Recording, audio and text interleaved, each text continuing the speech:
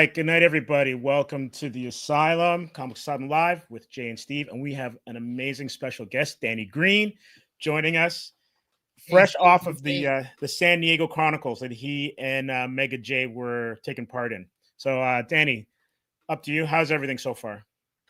Oh, it's been great, man. I'm still going through withdrawals, so and jet lag. So it was such a great time that and the weather was beautiful. San Diego, California, LA is just so beautiful there, man. I don't know, like I could live there. I feel like so. It's one of my favorite cities. I totally hear you. Yeah, man. It's such a cool vibe there. The weather's great. And you have one of the biggest comic book cons and pop culture expos every year. So where can you go wrong? And dude, they have so many like comic book shops there and toy shops and retro shops, right? Uh, Yeah. I think we hit like 20 of them. It felt like so many. I don't know how many targets we went to. It was insane, but it was quite the hunt. It was a lot of fun too. Just exploring and whatnot, and seeing like landmarks and things.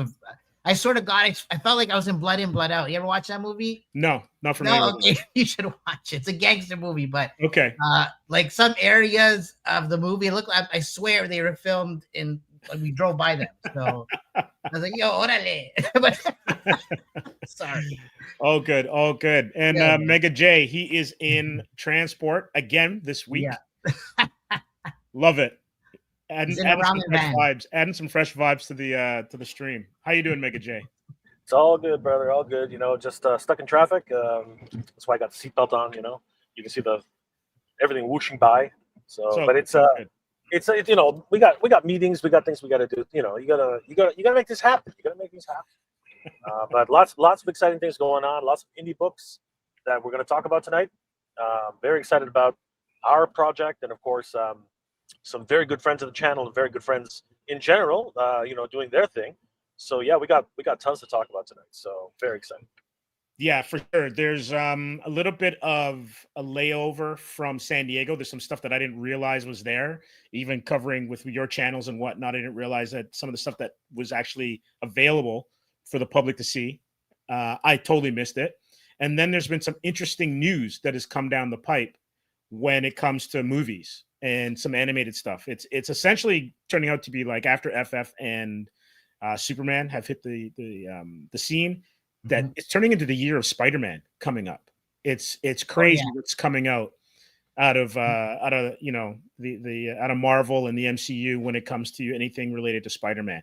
But before we start, tell us about El Dragoon. Like, I don't know which one of you want to start, but I'm really excited about this project and I can't wait to hear more about it. You want to? Okay, so El Dragoon.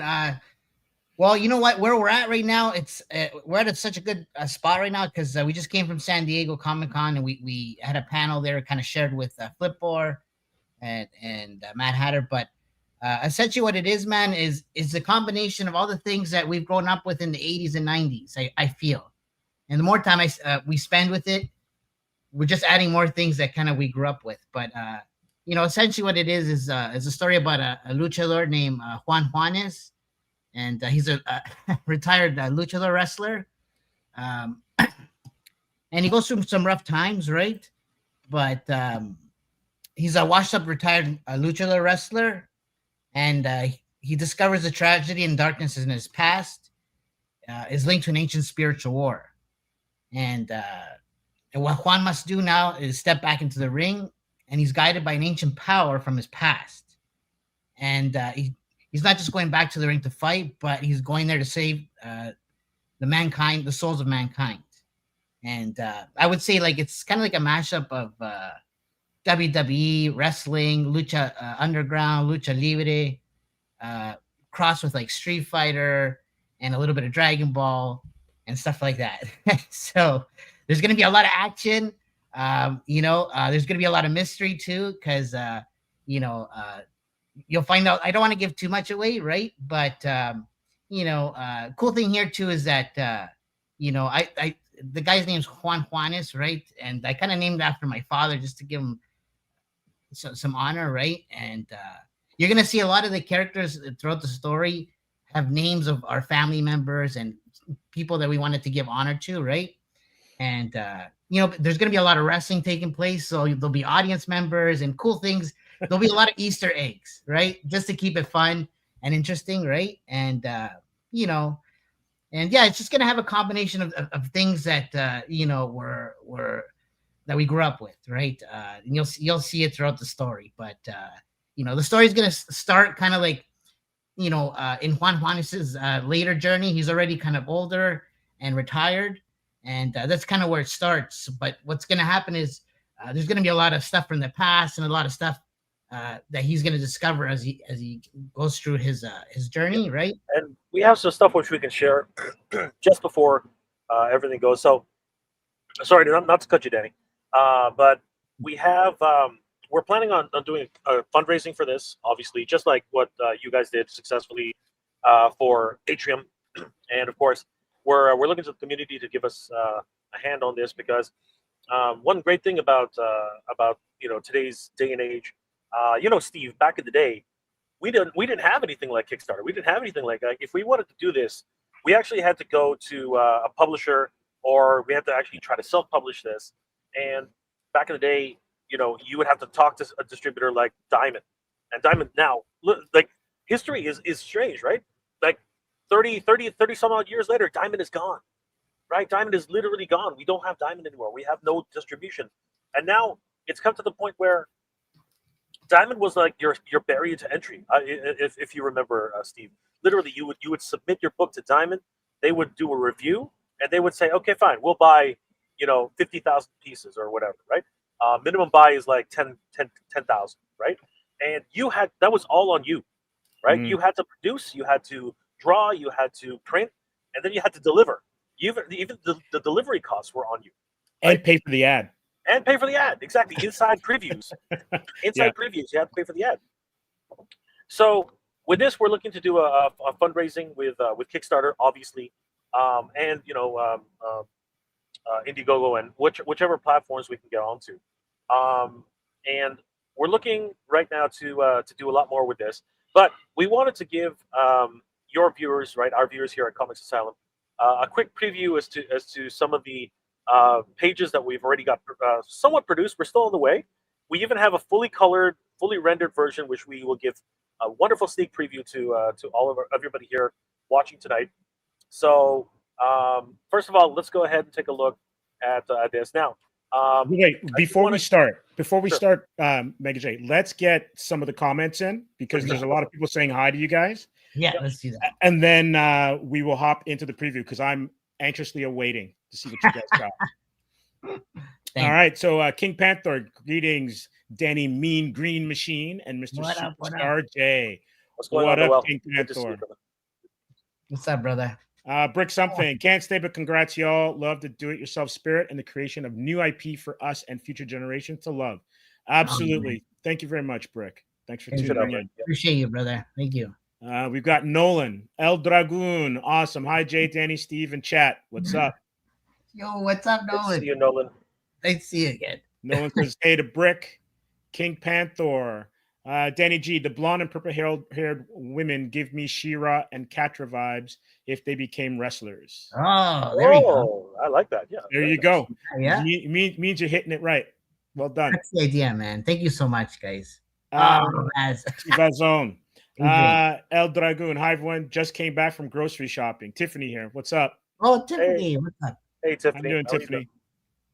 I think she know this must be familiar to her. That is the Vaz Custom Special. Yes. There you go. I think you know what? I carry this figure in my pocket everywhere. So we get another look at it? Yeah, that's awesome. There you go. That's Vaz Picks and Vaz Customs, Adrian and his wife Tiffany, right? Perfect. They do custom stuff, but they're huge wrestling fans, right? So dude, they went out of their way to make us this figure just to show how much they love the idea and just the support, right? And we super appreciate it. By the way, this guy came with us to SDCC. He spent some time there. I'm gonna post some stuff later as well. Actually, I've been so busy I didn't even post anything. But anyways, you'll see some of that later. But anyways, super appreciate this very much. And it's just to give an idea, really, of kind of the direction, right? And these wrestling figures are pretty sick. They got a lot of articulation and stuff. So Oh yeah, that's great. I love the way that the shoulders can move forward and backwards. I love that. yeah, you get some of that. He even comes with a belt.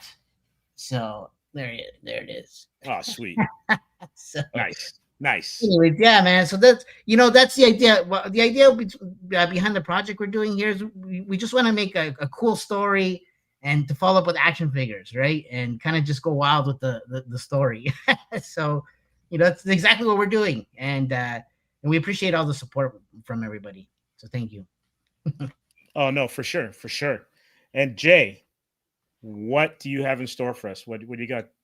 All right. So first That of all, we you want can to debut. give a huge shout out to Tiffany and Adrian for the custom figure. We literally bring it with us wherever we go. People are enamored by it. It looks amazing. And of course, Danny just leaves it in his pocket. People are asking him, "Are you just happy to see me, Danny, or is that a wrestling figure?"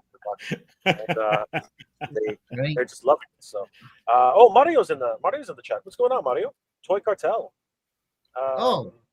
Nice. Yeah. So it's not the official one yet, because what we're doing actually tonight is you know what, I better bring it up right now just before anything else. So guys, if you go to El Dragoon, is it eldragoon.com? Danny, what is it again? You got it. eldragoon.com. If you go to eldragoon.com, you can sign up for our mailing list to get early access and obviously up-to-date information about the Kickstarter. So please head over to El Dragoon. Everyone here in the chat, please head over to eldragoon.com. Start signing up for the mailing list. We want to get you guys on there so that you guys are the first ones to get all the news information that you need to learn about El Dragoon. And then, of course, you'll be the first ones early access to check out the preview page for the Kickstarter once it goes up live. All right, guys? So definitely head over to eldragoon.com. We hope to see you guys there. All right. So let's take a quick look at some of the development process for El Dragoon. Hope you guys enjoy this because it's been in the works for a little bit. We've been working with a good friend of the channel and, of course, our wonderful artists. First of all, I did want to give a shout out to Gilly Writes Comics, who is our writer on this book. He's been absolutely instrumental in helping us get this off the ground. Danny, of course, is the creator. He's got wonderful ideas. Everything that comes out that is made for this book came out of Danny's head, but we did miss somebody to put those into more of a what's it called, like a script or comic book kind of narrative. Scenario. Yes, exactly, a narrative. We needed something to bring it to a narrative and give us a little bit more insight. So Gilly was instrumental in that.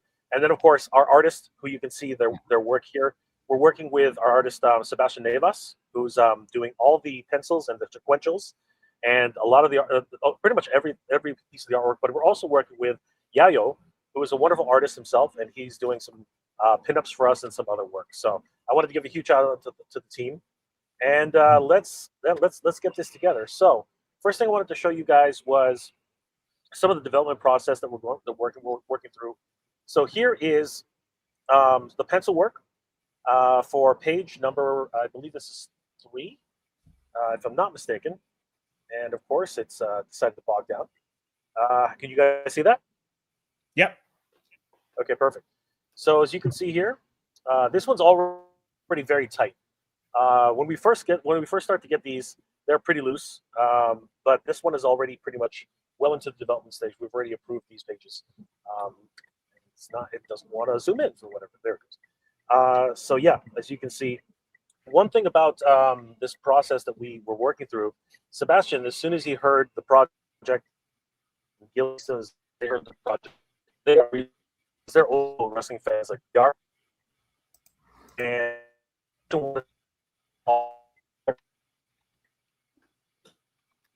is that him? I think it's him. I think he's gone through the negative zone or something. All right. Well, Jay, I guess I can continue on. You can fill in for him because the visuals are still there until he comes back in. Jay, we lost you for a little bit just because you're lagging. what he's trying to show here looks like is the pencils, right? Right.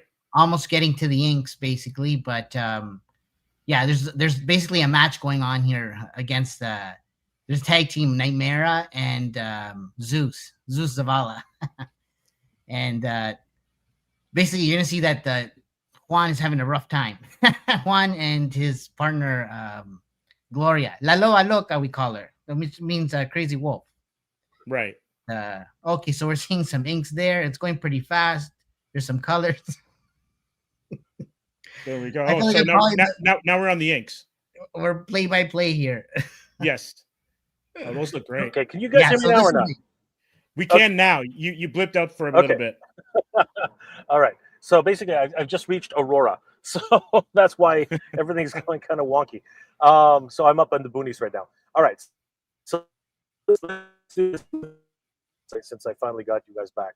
So Don't right move now, what from we're looking there. at here. Yeah. Where you are is great. Stop the car. Oh, What we're looking at here is the difference between the pencils and how they transition into inks after final approvals. So as you can see, the pencils are looser but there is a beauty about them as always. But when it comes down to the inking stage, that's where things get really, really tight.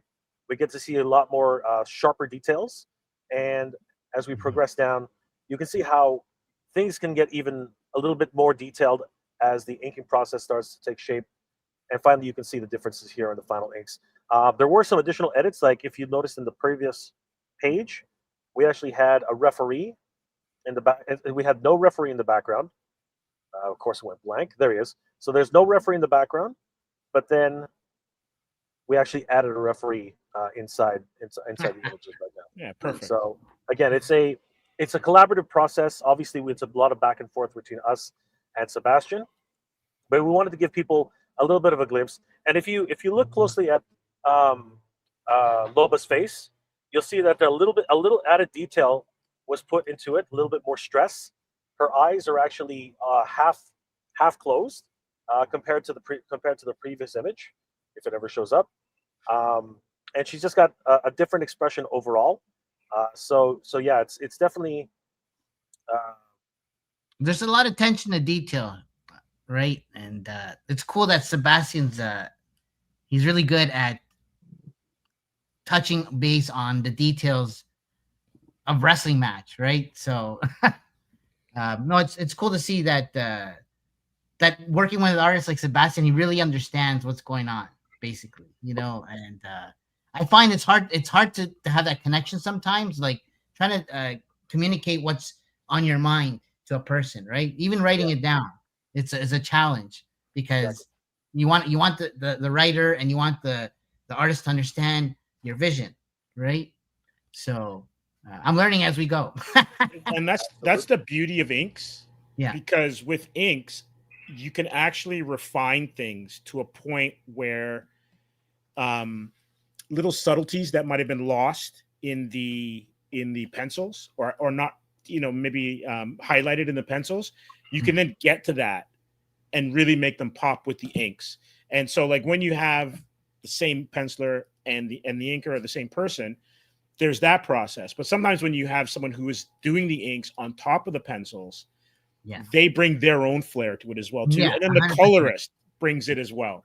So like you almost have 3 points of refinement once you get to the finished artwork, and then you still have the letterer to do that as well too. Yeah, on top of that, yes.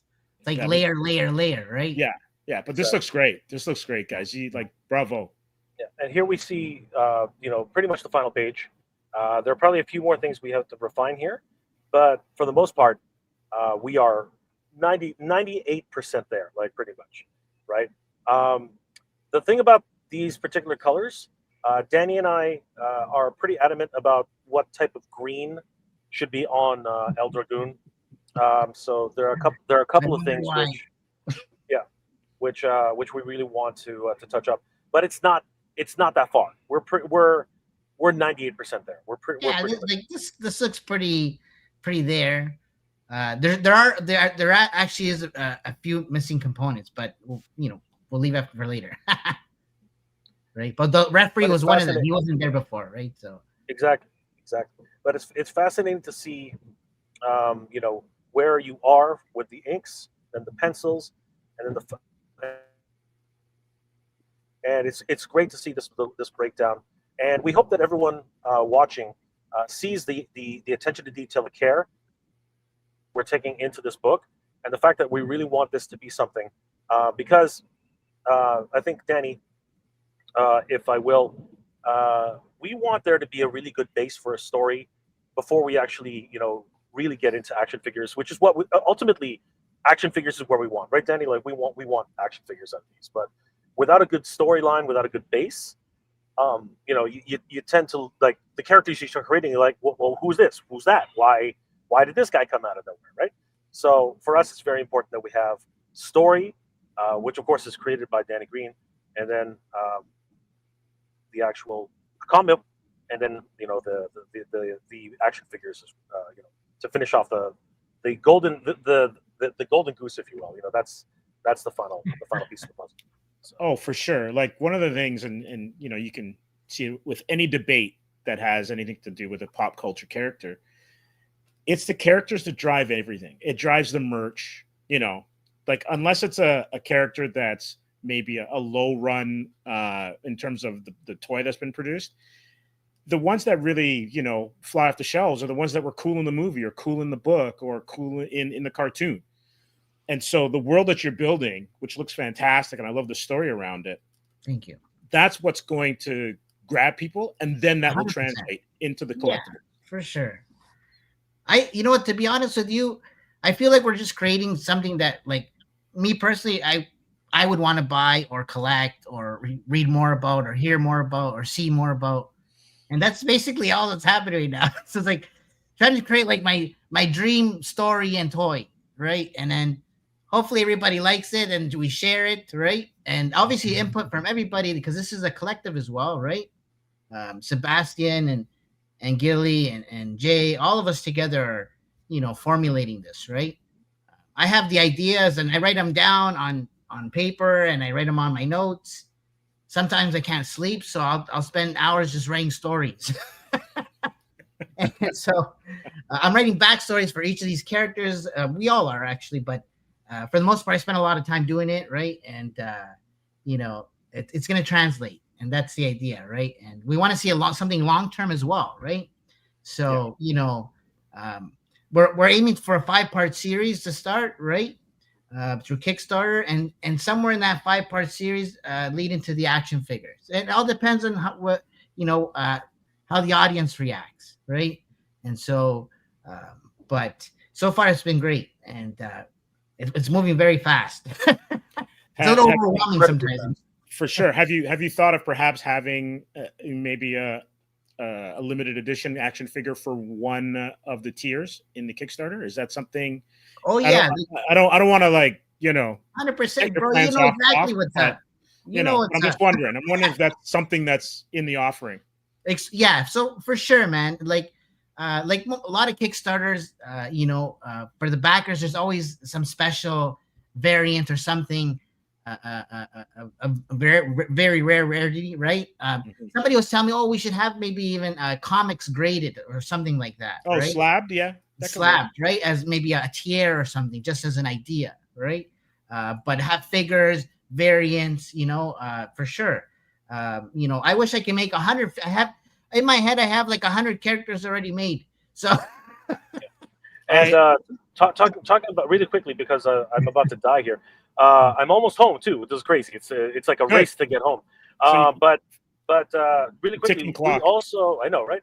We also, of course, people are asking about apparel, and Danny and I are now quickly are very much on the works for making T-shirts, mugs, stickers, right? We wore these at San Diego Comic-Con actually. So, Danny, do you have your shirt handy by any chance? I don't know if you have it.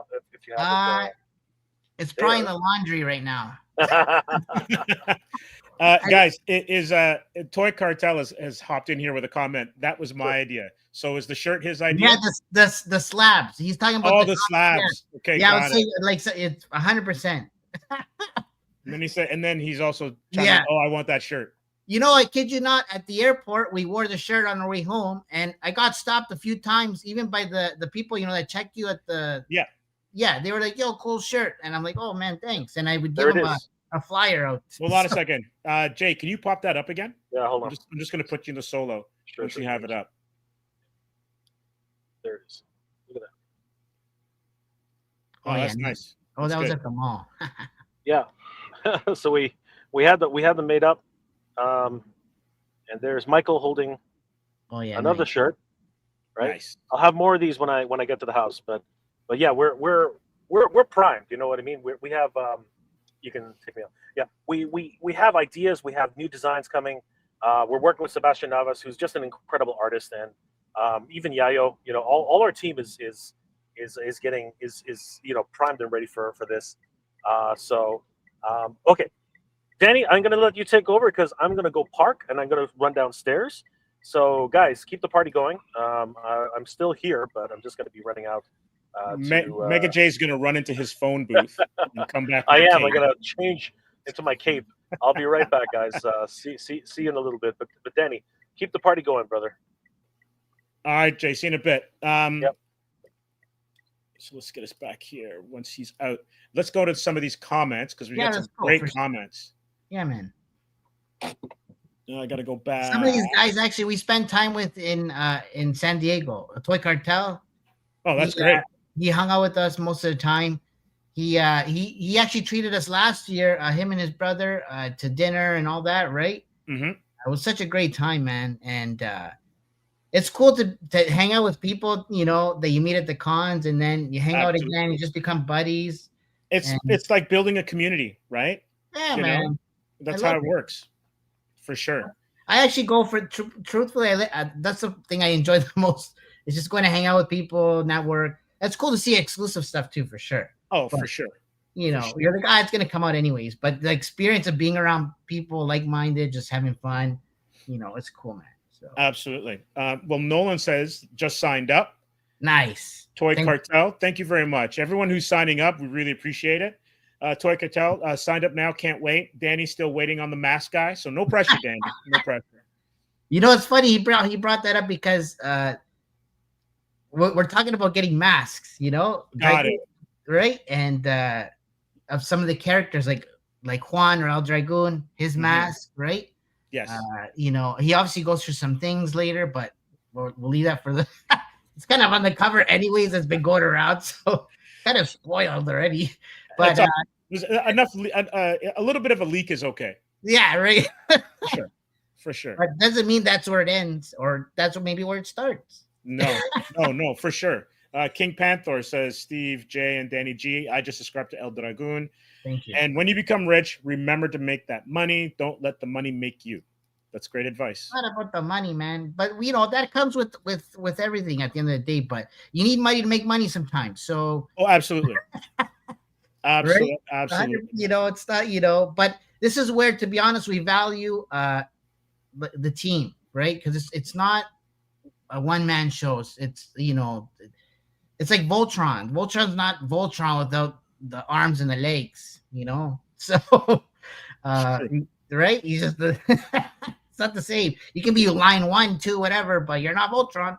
And the rest of you are there. But you're still part of the crew, though. You're still part of yeah, exactly. Hi, Darth Barca from Nolan. And Darth Barca has just signed up. Thank you very much. Thank you so much, guys. Wow. Endless Fable says awesome. Brian, yes, that's our boy right there, man. Love you. Nice. Skeletor El Dragoon. Yeah, it's our other boy. There we go. Thank you, guys. Man, we appreciate you guys. All the support, man.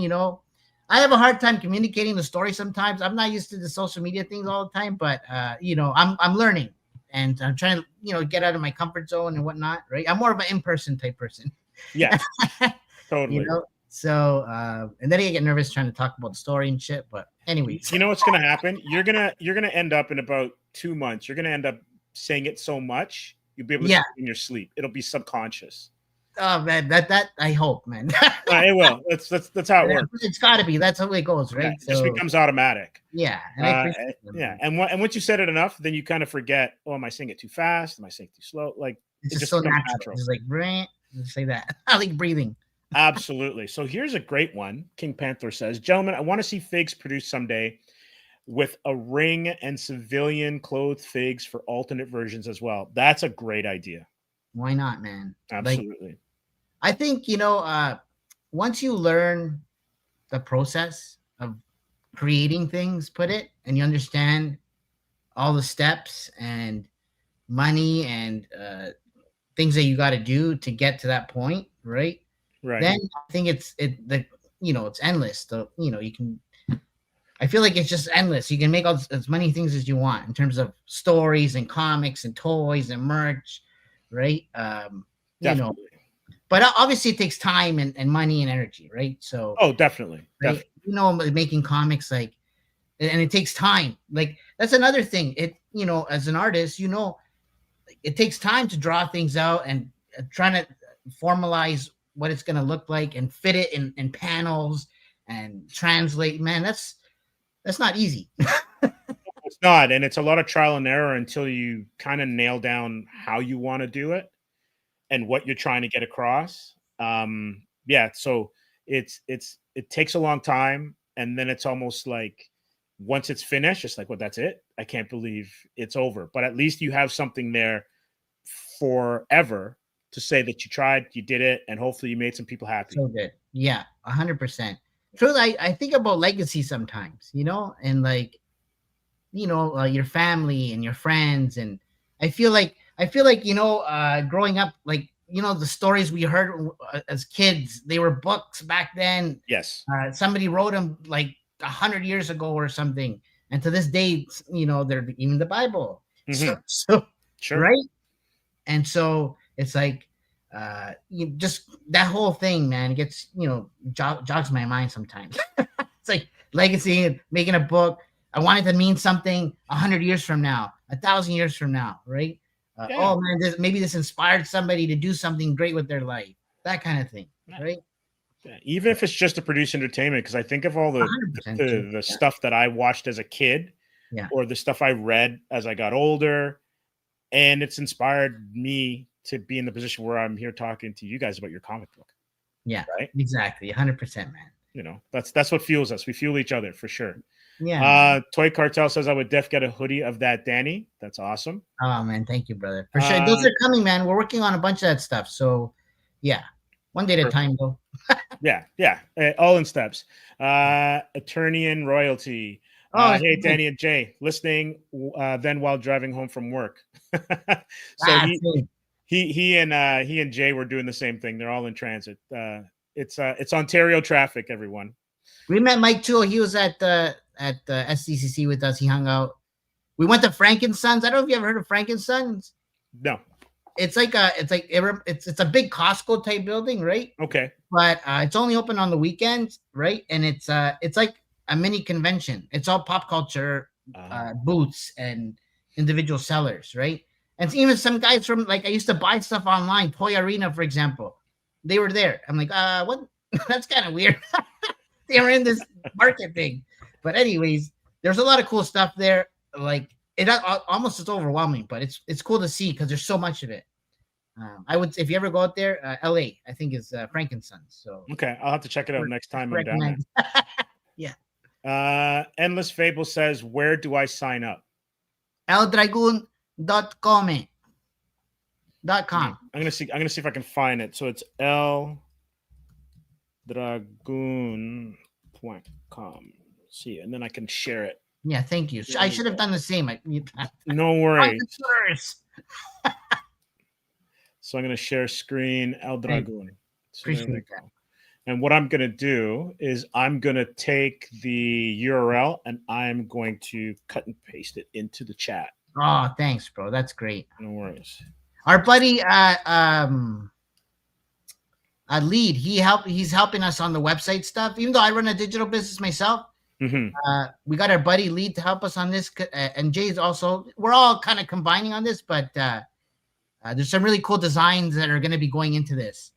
next level stuff. So stay tuned, man. That's all I can say. And Absolutely. yes, sign up. For sure. Endless Fable says, you owe me used endless in a sentence, Danny. I'm not sure. That might be a joke between you two. Oh. What you owe me and use endless in a sentence, Danny. Oh, maybe I said it somewhere. Maybe. He's calling me out on it. Yes, you're probably right, bro. You can punch me later. But he's a cool guy. I love you, Brian. You know what? He was at Toylanta with us the whole weekend, and like we just hung out. He's a cool toy photographer. So yeah, just look out for him on Instagram. Sounds great, and it's really interesting too because we're also going to take a look at another indie book from an indie creator who is a friend of the show. Jay and myself go way back with this individual, Hugh Rookwood, super talented. Oh, yeah, I know him. Super talented, and he is finishing one of his IPs and putting it into a graphic novel. Nice. And I think it's called Apocalypse 4 Vagabond. I think that's the OG, and we'll get to it in a second. Yeah. But with what Rob Liefeld has done with Youngblood, and we're going to get to that because he absolutely crushed it. The question is that I'm going to pose to everyone is, what does that mean for indie creators and stores with Diamond kind of dipping and not existent? Is that now an opening for indie creators such as ourselves? Like, I know we don't have the same kind of backing and name as a Rob Liefeld, but does that now give us a chance with what you're doing with your upcoming Kickstarter, going the route of getting your merchandising already taken care of, right? Sourcing basically other indie creators in different aspects of the supply chain. Yeah. When it comes to an IP, is that the way moving forward? It seems like it. It seems like the old way of doing things is changing, right? Older companies and just their old systems, I would say, are getting replaced, right? Technology is kicking everybody's butt right now, right? For good and bad, I would say. Like, some people are suffering because of certain technologies at times, right? So, but some other people are thriving, right? So, I just kind of got to roll the punches. But I feel like some older companies and, maybe like Diamond, their way of doing things, didn't work for them anymore, right? And we're in the gig era, or not even like independent era. More people are making their own brands and IPs, and people are learning how to create their own things and how to work with other people to create things, right? It's true. Social media is a huge one, right? And the platforms, technology in general, right? So yeah, with 3D printing, huge. With all of the skill sets that everyone has, drones, right? It's affecting everything, whether it's independent film, independent comics, independent toy creation and merchandise. Like, it's just waiting there for us. Yeah, 100%. For sure. So what I'm going to do is I am going to move on to Huey's book. I'd really like to show everyone for sure, man, what this looks like. It's I know it's a labor of love, and we hope to have Hugh on the show in the near future, so he can really dive into it and tell us what it's all about. He's super talented, man. He's super talented, and let me tell you, I love his turtle stuff. Hugh Rookwood is the OG when it comes to like independent artists and Artist Alley. He is the Yoda, the Qui-Gon when it comes to like setting people straight on what's necessary to be a successful artist in Artist Alley. He has done the convention circuits. His knowledge and his talent is coast to coast. Right. Yeah. So from the Pacific to the Atlantic. Yeah. I don't go around. Yeah. And I'm so happy that he has got this coming up. And let me see if I can find it for everybody here. Is it on Instagram? Let me see. Yeah, I think it is on his because that's what I've been lately seeing it. Yeah, actually I have it here, and I'm gonna bring it up. So there we go. It is Apocalypse 4 Vagabond, and he's doing it the same way that you are, where he is going the what's the word I'm looking for? He's going the independent route. Right. I'm just gonna pop Just this going, up. making his own thing, going his own path, route. Absolutely. And I think you can't wait on these companies anymore. You gotta kind of just do it yourself. Yeah, 100%. Because what happens too is sometimes you lose steam. That's another thing that I've been learning. Like, you got to keep on it, right? And it's it's hard to juggle at times in life and whatnot, but that's what it's about at the end of the day, right? Steam. So you got to keep going and pushing, and speed is essential. Absolutely. And this is his pre-sale. So this is a pre-sale that he's got for Apocalypse 4 Vagabond. Nice. It says Hugh Rookwood Art and Chosen Studios is a wonderful and epic tale that promises to dazzle and entertain. And he's got some pages here. I'm going to put the URL in the chat so everyone can see it. And if anyone wants to go and support Hugh, that would be great as well too. But let's see what else we got here. So embark on an extraordinary journey with Apocalypse 4, an epic tale of fallen angels, ancient shards, and the power to reshape the universe. Nice. And I'm going to let Jay back in, actually. Welcome back, Jay. Look at that. Hey, how you doing? Oh, man. Technical difficulties. As always, Danny. It never ends. Technical difficulties. It's all good. The game, everybody.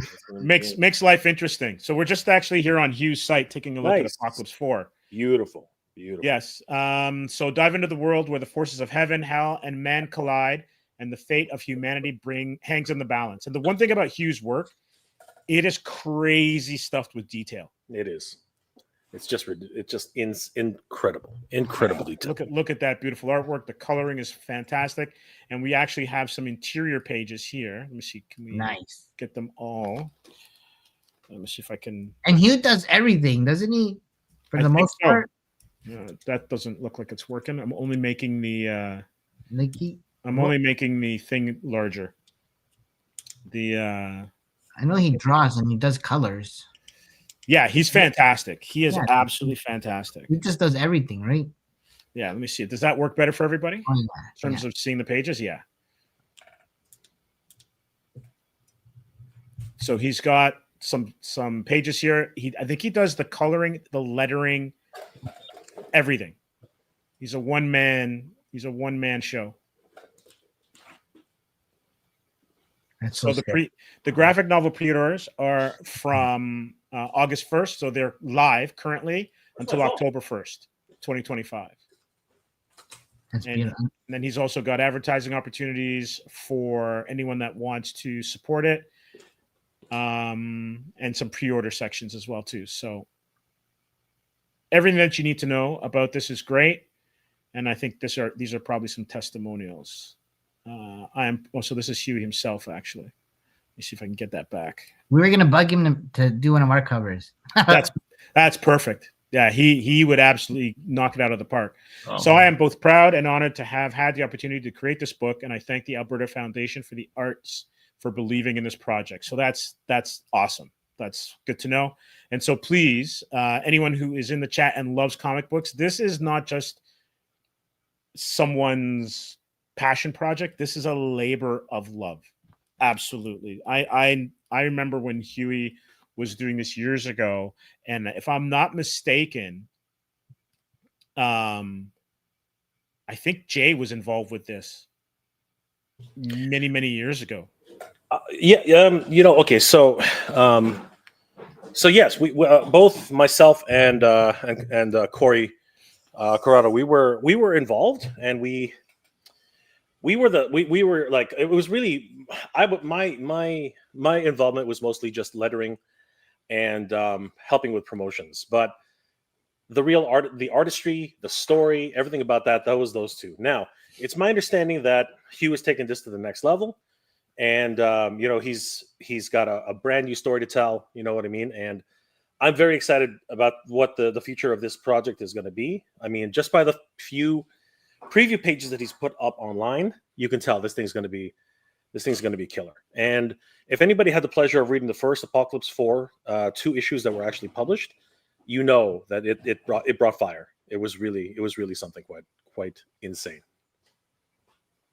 Definitely. I think I have a copy downstairs of the first 2 issues, and I just enjoyed seeing when the pages would come in, or when he'd have a chance to show us. Right? Absolutely. Mind and body, yes, agreed. Passion projects are usually labors of love, but sometimes there's a lot of hate in that labor. Can't lie, especially when you're in like the last quarter of trying to get something finished.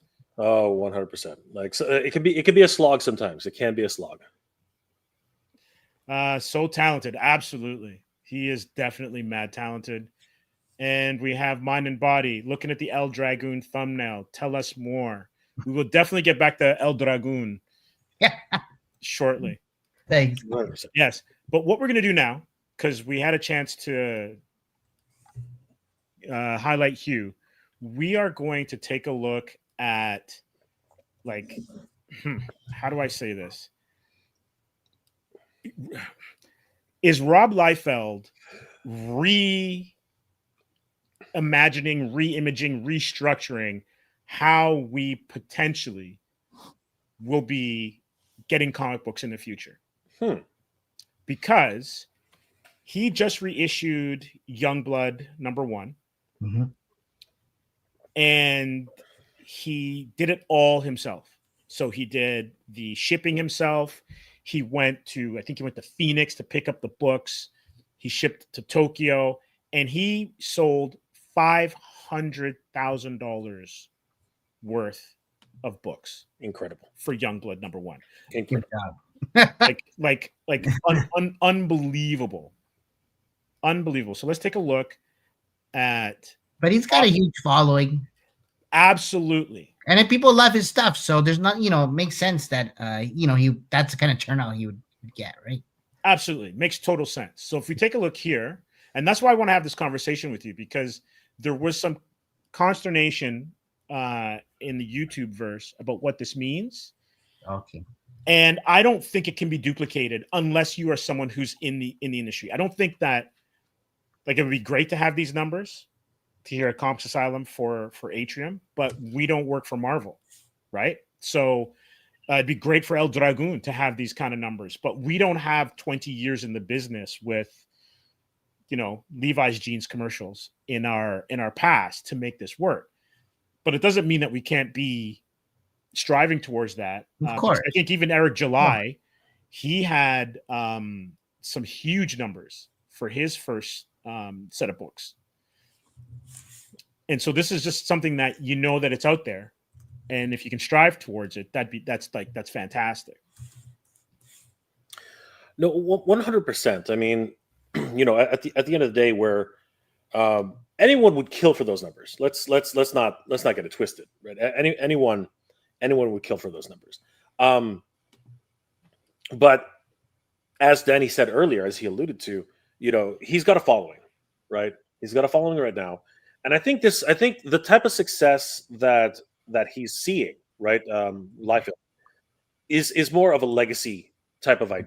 I mean, like, no matter what you say about Rob Liefeld, he made a statement in comics.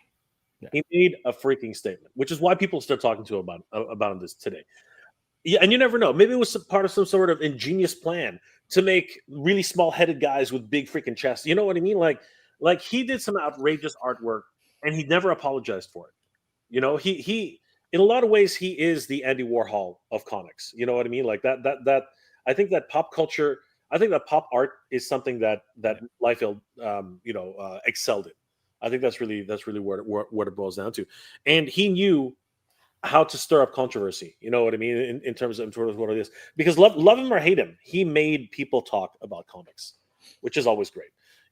Whether or not he likes to draw hands, whether or not he likes to draw feet, whether or not he likes to draw anything outside of the human torso and a bunch of pockets. You know what I mean? Like the man basically turned comics upside down in his head, and people loved him for it. I'm not gonna lie. X-Force, the last issue of New Mutants, You know what I mean? Like that was something. And then moving into X-Force #1, that again, he could definitely do something with a pen, man. He definitely knew what to do with a pencil, and he could bring it for sure. That's no lie. Like I think what's kind of lost in like Liefeld and even Sylvester Jim Lee, but that entire generation, like the 90s, there was an energy in the artwork that was obviously inspired by anime and manga, but there was an energy that you didn't see out here in the West. There was still a lot of grid stuff, 6-panel, 4-panel pages, not a lot of breaking the panels. The artwork, and then it also combined with like the advances in paper and coloring and all that stuff. It was just like visual steroids if you're buying books, late 80s, early 90s. Like it's crazy. And I think that grabbed readers back then. And realistically, I don't think it's ever let go, personally. Danny, what's your overall take on Rob Liefeld as an artist? I mean, you've seen the work. You've seen the Captain America with big chest and small head. You've seen the covers of Youngblood where he doesn't have his like everyone doesn't have any feet. They're all drawn up to their waist, and that's about it. What's your take on Rob Liefeld? I remember going to Red Nails at Jane and Wilson, right? And I don't even share them all. And it was back in the days, but I remember seeing Youngblood always at the store there, right? And I never paid attention too much to that, but they always stood out to me because of they were so vibrant, right? And I think they even had action figures during that time. So I think you're right. So I don't remember the whole backstory, but I remember them being cool characters, right? And they just looked badass. So the fact that he's he can draw all that up, he's doing all the fulfillment, he's doing the A to Z kind of thing on his own. That seems to be more of where indie's going, right? People just figure out their own processes, and they try to cut out the middleman sometimes to save a few bucks here and there for doing that, right? But then then it's your time and energy going in there where you can be creating verses, right? So, but yeah, I know. I think you're 100% right. The like his like Youngblood is now going through Image, so that means you will be able to find it in a comic. Oh yeah, Image, right? Yeah. Which is a logical. It's a logical thing, and we'll get to some of the comments because essentially what he's just done is crowdfunding off of his status, celebrity, and name, right? We would all do that. We would all do it as well too. But the thing that I think the delicate balance that we have to think about moving forward is the comic book store is still the lifeblood of the industry. And it really is, man. And I think we have to maintain that and foster those as much as possible. Yeah. 100%. But what I think we also have to be aware of is the casual fan, the casual reader. How do they stumble across the books that we might have when we were kids, just walking into a variety store or a Barnes and Noble or whatever, right? And so, is there a way to combine those two where the shops are still thriving? But anyone that walks into a store doesn't necessarily have to make a trip to a particular comic shop that's in your area. Can you get some of the issues or some of the titles, some of the digests off of a magazine rack at like a drugstore, like how it used to be? I don't know if that's actually. I don't think drugstores carry comics anymore. No. But I'm saying if because they don't. Right, exclusives. But I'm wondering if like cover A's as an example. I haven't put any thought into this, but like, what if cover A's were on the magazine rack at a variety store, at a drugstore? So your high run issues are in those, or even like a dollar store as an example, because you can still get comics at a dollar store. Yeah, but then your cover B, C, 1 in 50, limited run. Store exclusives, those are where you go for the collector. Yeah right? Yeah. And I'll give you a perfect example. if I want to buy a baseball glove, I can go to Canadian Tire. Sure. But if I want a really good baseball glove, I might go to Sport Check up here in Canada or whatever. It's not like I can't get a Like baseball glove. Dick's Sporting Goods. Dick's Sporting Goods, or used to be National Sports. Yeah. But I'm wondering if there's a way to broaden the reach, still make retailers, like the exclusive retailers, the specialty retailers, thrive, but also grow the market. So here's something interesting. If you look at Tuvaz Zone, I don't know if that's Tiffany or Adrian, but if you look, I think it's Tiffany. If you look at her comment of 902, this is an casual reader. Yeah, I'm a casual reader, but my answer is make an action figure. So so what's McFarlane been doing? Absolutely, right? McFarlane's been doing page punchers, right? Yeah. What are page punchers? Page punchers are comic books which are bundled with mini action figures, about 2 and 3/4 action figures, right? He's gotten into GI Joe. He's gotten into Thundercats, Power Rangers. You know, he's done, of course, DC, right? So, and now Marvel. He's getting into Marvel, right? So he is literally reintroducing comics in one of the most thriving markets right now, which is in collectibles, which is now action figures, right? Not only is he going for the comic book market, he's now going for the action figure market, which of course that goes without saying. It's McFarlane Toys, right? But he's hitting both markets at the same time now, right? Every single one of his Kickstarters for Spawn has included books, like limited edition books or reissued books, right? Things that you couldn't get all over again, and now they're being reissued as collectible items, right?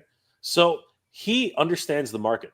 And I know it's crazy. He's brought the comic book chase mentality into action figures, gold label, platinum label, right? Chase figures. Danny, like a lot of the stuff we have at Titan Toys, right?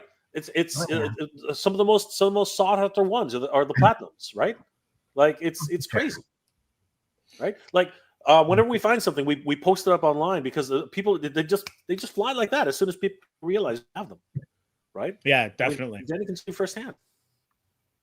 Yeah, I'm gonna hit some of the comments because we've got some great comments here. Yeah, for sure. And I'm actually anyone who's tuning in, I'm trying the beta for the first time where the actual comments come up on the stage. So we'll see how that works. Yeah, that's the issue with that one. Yeah. So what I'm gonna do is I'm gonna switch to that. I was joking. I don't care. I was joking. Yeah, it's all good. 40 years in the business is going to draw people in. It's just crowdfunding. It's true.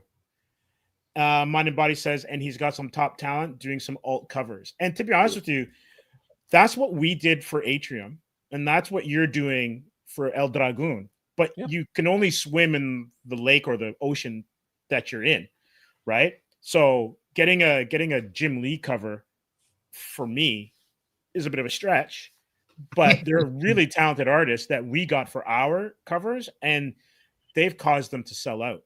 Like some of our issues have sold out just because of the covers. Yeah.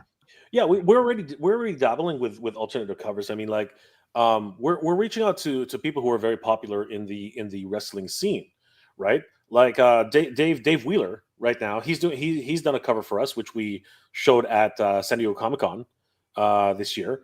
I don't know, Steve. Did you watch our panel at San Diego Comic-Con? I don't know if you had a chance. I haven't had a chance to watch it yet. No. All right. Well, I can actually bring up. If you got a second, what I can do is really quick. Yeah, I can show you really quickly what something really quick. Let me just bring. Keep going through the comments. I'll bring this up and let's keep answering some comments. All right. Mind and Body also kicks in with, but I do believe that leveraging your channel towards cool things and projects you're producing is a solid path. Yeah, it's all about awareness, right? And in the past, you might have had to get a PR company to kind of get your name out there to cut through the fog. But if you can do it yourself and you have your own channel, or you have friends that have channels, now exactly. It's all about collaborating and building your audience, right? And community that we were mentioning before, Danny. Connect with your people, right? That's why we like going to events. That's one of my favorite things, is just connecting in person. And I find that's where the passion comes out the most. Yes, right. And people feel it, and they just align, and it's just kind of like natural, right? And there's nothing better feeling than that. Truth. Definitely. Tu Vaz says, Image started with just a dream, endless possibilities. Yes, Brian, I used your name. So I guess it's endless. There we go. Yep. Rob was a kid back then. Yeah, it's funny because this might even before I knew he was an artist drawing for Marvel. It was that jeans commercial. It was the Levi 501 commercial. That's the one I remember. Yeah, and I'm like, what? Because this would have been, I might have been like at the end of high school when that commercial came out. And I'm like, what? And that's how I knew about him. It was great marketing when you think about it. At Mega J Retro agreed. It's his legacy, and he is like Stan Lee in that he can generate excitement about comics because of his genuine love for comic books. Yes, definitely. Let me see here. Mind and Body. It's American manga, basically. Yes, for sure. Stores are on their last leg. I would say that it's difficult for a lot of them. A lot of it has to do with Diamond and that scenario. I think they're just caught up in the system, and it's hard to get themselves out of it. Like when you think that Dynamite, and I think this is the number. I think Dynamite's owed like $1 million. Yeah, it's sad. From Diamond. It is very sad. Like, so that's going to trickle down to the stores. And I know, speaking to a couple of shop owners, that, and this would have been around March, that their customers were waiting for stuff to come into their pull list from November, and they still hadn't got it yet. So what is that, a 5-month lag? That's crazy. Yeah, and we know personally that our good friends over at Spiro Toys, who've done Animal Warriors of the Kingdom, their books, which were consigned to Diamond, they're in limbo right now. Like they're still trying to figure out what to do with that stock. Like they don't know where it is. They again, this is hearsay based on the last information I have, which is a month ago. So at the time when I was talking to them, they don't know what's happening. So they need to get those books back. They need to give them to another distributor, right? I don't know what the deal is. If Diamond will fulfill everything before they shut their doors, I don't know what their obligations are with their new owners. I have no idea how that will play out. But Diamond effectively is done. Like they're completely shut down. Yeah, totally. Maybe there's an opportunity here, right, for other printers, right, to maybe get into the fulfillment game. So Mariano Niciesa, right, the brother of Fabian, he is now getting involved with a distributor, a local distributor, who he's known for a number of years, and has decided to take a plunge into distributing comics. So there are players in the market that are really starting to move in multiple directions, and obviously Mariano, he owns his own publishing company, Apex Comic Group, and they're a staple at Comic-Con. They've done multiple books. He's getting, as you know, Danny, he's getting into his own action figure, Phaser, right? So, again, the market now is primed for everything that we're doing right now. So, here's a small snippet. 3 seconds of fame. Here's the end of the Comic-Con. It ended there. Danny tells it like it is. All right, since Danny went ahead and said that, let's get Danny's introduction. Look at the time of the thing, the video. Let's get Danny's introduction, because he's getting all salty now for whatever reason. But anyway, let's get Danny's. You know what's up. You can't hide. This man does not need any introduction. He is the boss. He works really hard at Tech Toys. Wonderful distributor of Flipboard, Champions of Therapy, and of course, he has a great project with the podcast winner. Please welcome Danny Green, everybody.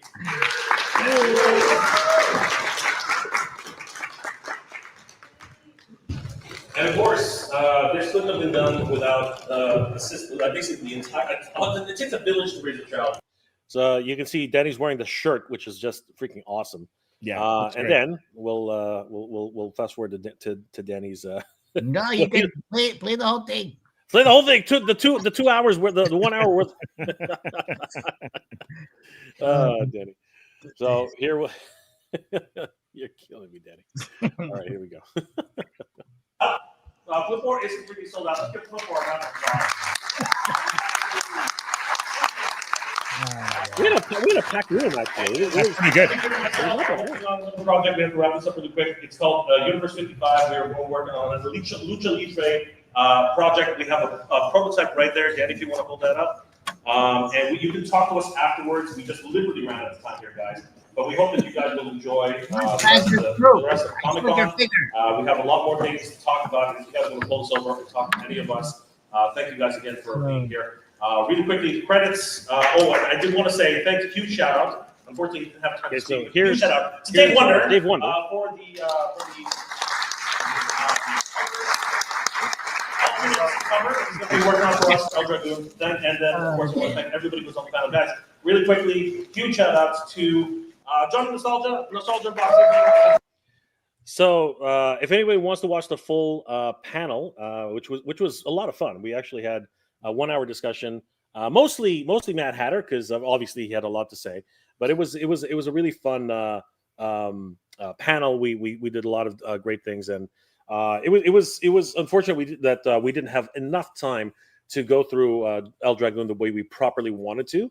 But we're going to make up for that in the next few events that we're going to be attending, starting with VonCon this weekend. We're going to be there, and we are going to be pushing and showcasing everything that we have for El Dragoon and telling people who are interested in the book everything about it. So we are very, very excited for VonCon.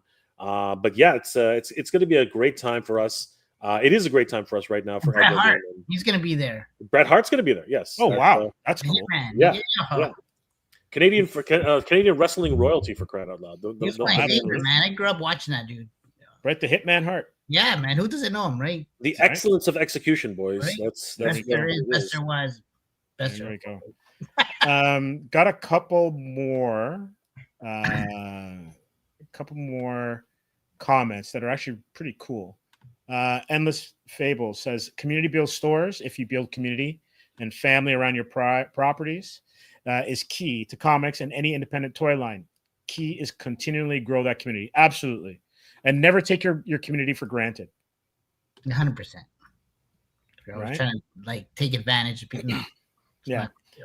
At Endless Fables, fortunately, Mega J has that in spades.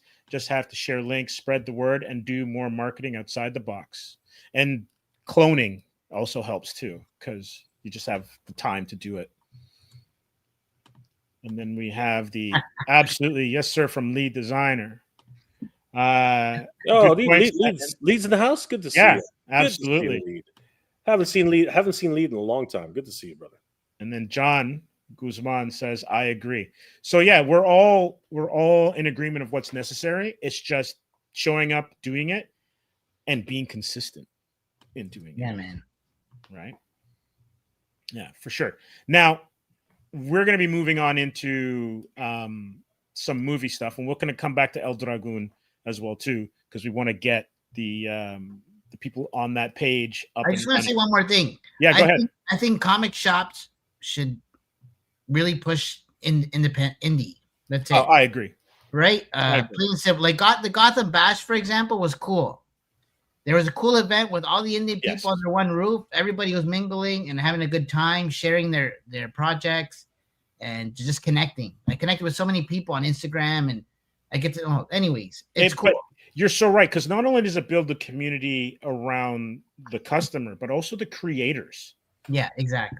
Right? And Carlos, who runs Gotham Central Comics and Collectibles in Mississauga, Ontario, is fantastic for that. Like, he is an absolute giant when it comes to bringing together the community. And also quite fortunate, because we take for granted how many creators there are, either mainstream or indie, in Ontario, right? Just in the GTA area alone, there's a ton. And then when you start going outside of that, there's even more.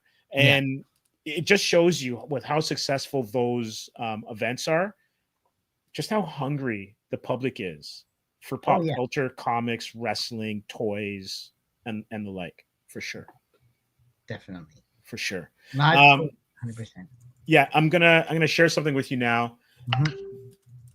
I want your input on this because there's some film stuff regarding Spider-Man Brand New Day, and I didn't realize that not only are they shooting in New York, but they're also shooting in Scotland. Oh And wow. I wouldn't have thought that Scotland and Gotham would have, been the same. But hey, wherever you can get a tax break, go do it. Yeah, right. And so it's interesting because this movie is going to be, it's got the Punisher in it. It looks like it's a back to basics kind of street level Spider-Man story. And I also think that Daredevil's in this. But if Punisher's in it, it wouldn't make sense if Daredevil isn't. My only concern is it too stuffed?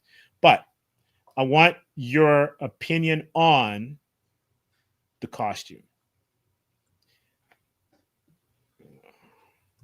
Show me the goods. There it is.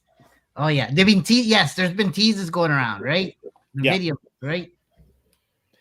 Yeah, you can't see it in this picture, and there's some online where his web shooters are absolutely massive on the inside of his wrist. So let me see. Oh, really? So on the inside of his wrist, it's not like the 70s one where he had that silver band on the outside, but he's got the web shooters on the inside. And to me, I'm fine with this costume. This is kind of the costume that I grew up with.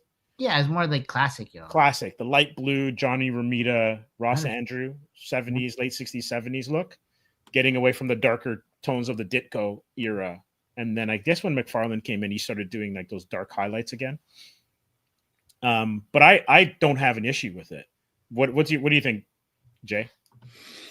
So it's a bit of a I mean it's supposed to be a take on the last image that we saw in the last film, right? It's supposed to be a take on that, right? Yeah. It's not exactly the same, but it's a take on it, right? One thing I've noticed, and I don't know if this is intentional. I don't know if this is something that they had planned originally, but one thing I've noticed is he doesn't look as cut as he was in the previous films. You know what I mean? I don't know if that's intentional or not, but in the previous films, you saw he was kind of buff and whatever, right? But looking at this now, he seems more like a normal Spider-Man. I don't know if anybody else sees that, but well, the dude's older now, right? So that's what I'm thinking. Like, yeah. But I'm also wondering if they're going into that Peter B. Parker mode where he's starting to lose faith. You know what I mean? Like he's like, remember in into the Spider-Verse or Into the Spider-Verse. Remember Peter B. Parker? He was out of shape. He was eating pizza all the time. He had a 5 o'clock shadow. He was kind of losing touch with who he was, right? Yeah. And it was that whole idea of meeting Miles and getting to know or getting to reconnect with himself, right? That really got him back into being a superhero, right? Because he was just treating it kind of like a job at one point. You know what I mean? So I'm curious if that's actually what we're seeing here. If this is actually a transitional period for Peter. I mean, if in the last film, if you look carefully at what he was actually taking his high school requirement test. You know what I mean? If the book that was actually he put on his dresser, it was a studying for high school minimum requirement test, right? So he literally has GED. Is that the GEDs? Yeah, he has no history as a student. He has no history as a person, right? So it's going to be interesting to see how he's put his life back together, right? I think that's going to be an interesting take on the Spider-Man, because essentially no one knows who he is anymore, right? And I'm curious to find out if they're going to do the same thing they did in the comics, which has a similar storyline, where if you actually see Spider-Man take off his mask, all of a sudden the memories start rushing back. I wonder if that's going to be. Sorry, spoilers ahead. I didn't. Well, it's interesting to mention that because there is in the comics the only one that remembers him is the Hulk. Yeah, exactly. Hulk's the only one that remembers him. I remember Peter. Exactly. Right. Banner doesn't remember him, but the Hulk remembers him. Right. Yeah. But it's interesting that, again, once he takes off his helmet, once he takes off his mask in front of somebody, all the memories come rushing back. Right. So they know who he is. Right. So it's going to be interesting to see how this plays out. So, but in terms of just the costume itself, I don't mind it. It's fine. You know what I mean? It's not Stark Tech, right? Which arguably I think is better.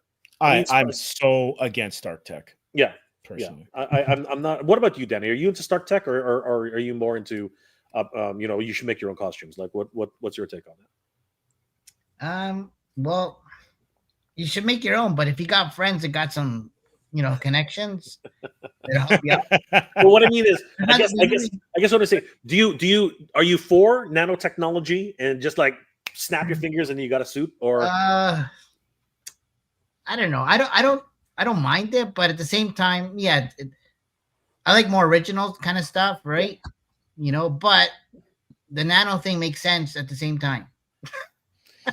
It's like, maybe not to start. Maybe not to start. Like I hear both sides, yeah, right? But I'm a bit of a let them rough it.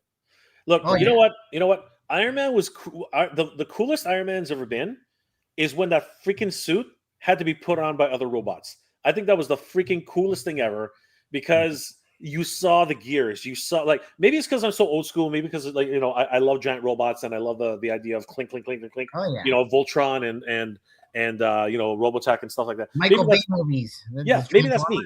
But I like it when I see a freaking piece of armor like attach, using servos, using like every world type of devices. You know what I mean? I love that crap. Right? Once I started getting into nanotechnology, I was like, man, what the hell? Like it just lost something for me immediately. And then when he started, like, when he was taking on Thanos, and Thanos was just like blowing pieces off of him, and they started reforming, I was like, come on. Let's get back to basics here. And you know what? With Ironheart, I love that. I love the fact that she's rebuilding her tech. She's putting it together with her hands. The fact that she used to build cars. You know what I mean? Like, she needed a car for the finale. That's what I'm saying. She like, you know what I mean? That's cool. Yeah, that was fun. That's cool stuff, right? Yeah. That's the stuff I want to see. She took the General Lee. Yeah. From the Duke Boys and made her armor again. Exactly. This is what I'm talking about. Like take what it is that you hate and you make it into something you love. You know what I mean? Like that's cool. That is really cool. Megan, Mind and Body says this is a throwback Spidey suit. Yeah, for sure. Ditko and John Romita Sr. As far as the design, they need to have some muscle on that suit. Looks too plain unless he tossed the Stark suit and is going on his own. Yeah, I don't think he had access to the Stark suit at all. I think it. I think it ran out of power. Like, I think it disconnected itself from the server. You know what I mean? Because I don't think it's supposed to be there. Right. And Too Fast agrees with you, Mega J. Absolutely. But I've got a little treat here for you guys. They actually have footage of him swinging.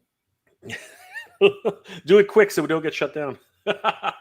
Yeah, this is going to be really quick, but it's off. It's off. So there it is. Ooh, it's practical. He is in danger. It's practical. What kind of? What kind of? Danny, go ahead. No, it's like Disney World or wherever. I know exactly. That thing fails 3 times a day. But it does. Have you seen those fail videos where it freaking like slams into the wall? There was one ride I saw. I don't know where it was, but it was the ones that spin, and you're in a circle and it spins and it takes you upside down, and then you do the 360. Yeah. So it goes up and it broke in half. Oh no! It went like this and it broke in half. So the ring where everyone's sitting falls right back down. Oh, I know like 40 people were injured or whatever. And that is, ladies and gentlemen, why I'm retired from rides. I do not do that anymore. Like I watched one where they got stuck right at the apex, and they had to call the police and the fire department. They had to walk them down the ramp. It was and think about it, you're like 50 stories up, man. You know what I mean? Like, you are high up, and you got to walk that. The kids were freaking out, man. It was crazy, and the parents couldn't hold them. They had to hold onto the rails. So the kids had to walk by themselves. That is some terrifying stuff, dude. That is crazy. Yeah, definitely. Like, leave me in a Millennium Falcon with a TV on, and us whooshing, and the moves around a little bit. Give me one of those. That's fine. I'm good with that. The freaking motion control. Right. I'm good with that. Totally. Mind and Body says, have a good night, everyone. Have to run. Mind and Body, thanks for all the great comments and thanks for tuning in. Thank you. Man. Really appreciate you Good sticking journey, with us. brother. Absolutely. Mythic Dolphin says, Mega J Retro, I replied to your email about my KS Flip-a-Bot Cha order. Please check your email. Yeah, so Mythic Dolphin, just since you're here, do you have an IG account where we can talk back and forth, or any way we can just message each other, because that would be really helpful. But I will check the email. Thank you. Was it at Hatter Toys or was it my personal email? I'm just curious. But anyway, good to see you, Mythic Dolphin. Yeah. Tuvaz says, scary. I wonder if this stuff happened when we were kids and we're just oblivious to danger, or if this is happening more now. It's a great question. I would say that with more news and everyone having a cell phone, when things go wrong, we kind of see everything. Yeah. Right. I agree. So there's that. Before we head off into something that I saw on Instagram, I want to just do one last thing for movies. And apparently there's a new Star Wars movie starring Ryan Gosling. What? Yes. Can I say it? Absolutely, because we're gonna go to the article. Starfighter, right? Nice. And they just cast Matt Smith of Doctor Who fame. You're kidding me. As one of the villains. Is this the same Starfighter as back in the 80s, where he plays a video? Anyway, just play it. Let's see what it's about. So Star Wars Starfighter enlists Matt Smith in villain role, and I think Mia Goth is also part of the cast, who's also another villain. So as previously being eyed for The Rise of Skywalker, Smith joins Ryan Gosling in Sean Levy's feature. Thanks. He was great. He is great in House of the Dragons. He's As a villain, he's amazing. Yeah, he's just got that look, right? Can go either way. Absolutely. So Matt Smith is finally getting his turn in the Star Wars galaxy. House of Dragon star, who at one point was eyed to appear in 2019 Star Wars The Rise of Skywalker, has been tapped to join Sean Levy's Star Wars Starfighter, the Hollywood Reporter has confirmed. This is one of multiple villain roles, according to sources, with Mia Goth playing another one. Ryan Gosling stars in Starfighter, which has a release date of May 28th, 2027. Yeah. Sounds interesting, for sure. Yeah, cast-wise, absolutely. I'm with you on that.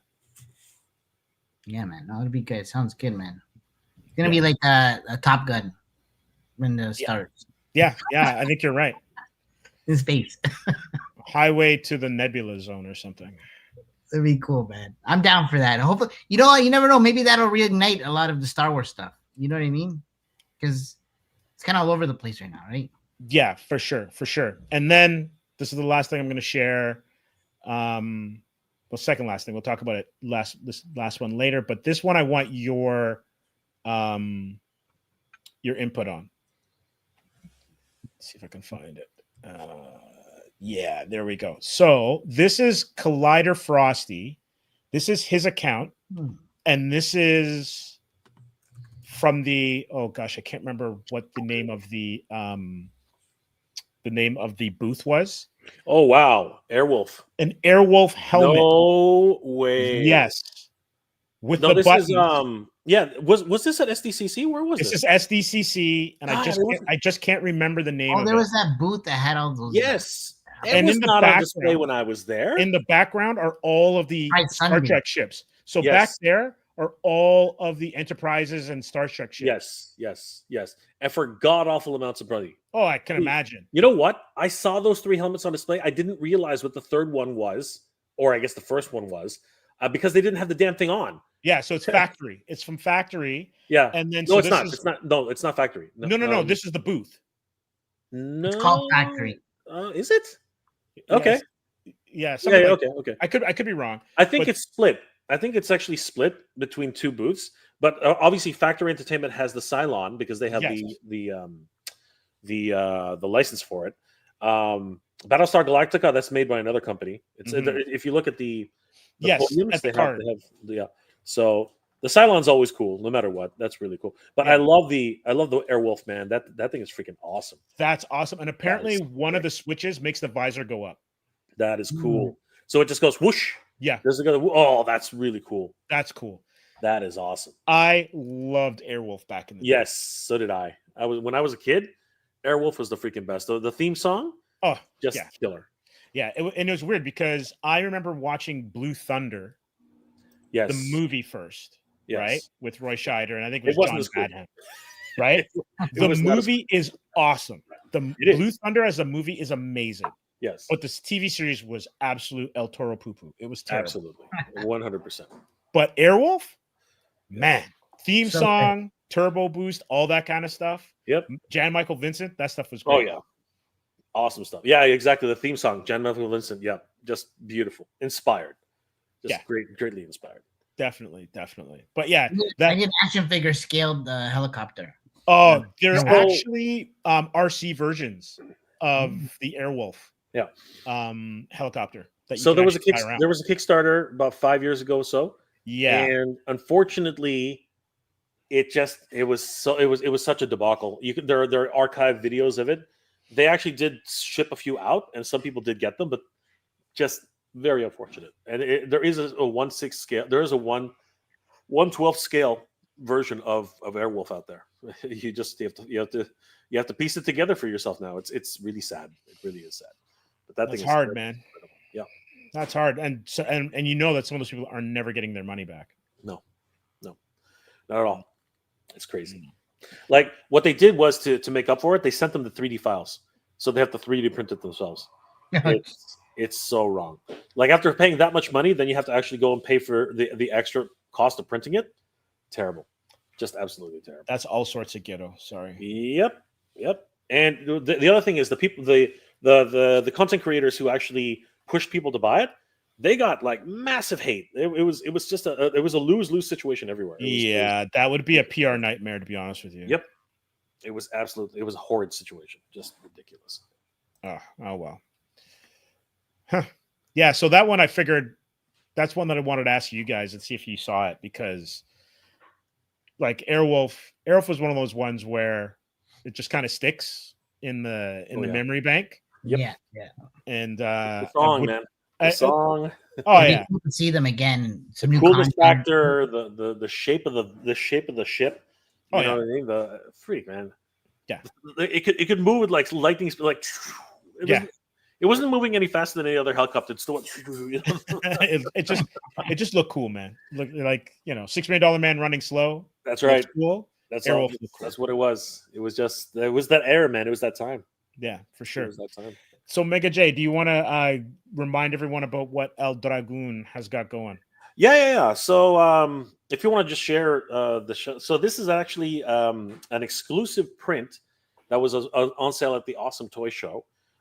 This was commissioned by the Awesome Toy Show and illustrated by Yayo, who is an amazing artist.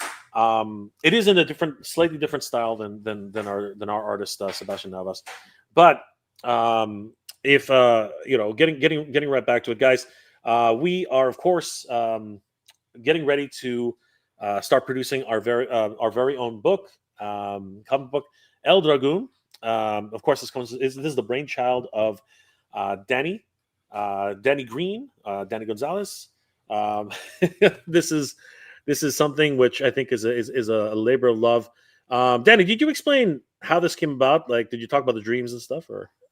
I had a lot of dreams, but there's one in particular. I remember just doing some. It was very vivid, but I remember that there was like a crime fighting kind of scene, and I was kind of dressed up like Batman, but I wasn't Batman. I was more of a dragon type character, right? And I don't know what I grew up watching Power Rangers, and Green Ranger was always my favorite, and I always liked dragons and stuff, right? But during this time as well, I was also I was going to a gym called Battle Arts, and it's a wrestling gym in Mississauga, and there's always matches going on, and sometimes there was the Lucha Libre guys, so I'd actually watch them fight and stuff. So, and I always liked Lucha Underground. I was inspired by a lot of characters in WWE and whatnot, but I I thought how cool would it be to kind of like mash all these things up together, right?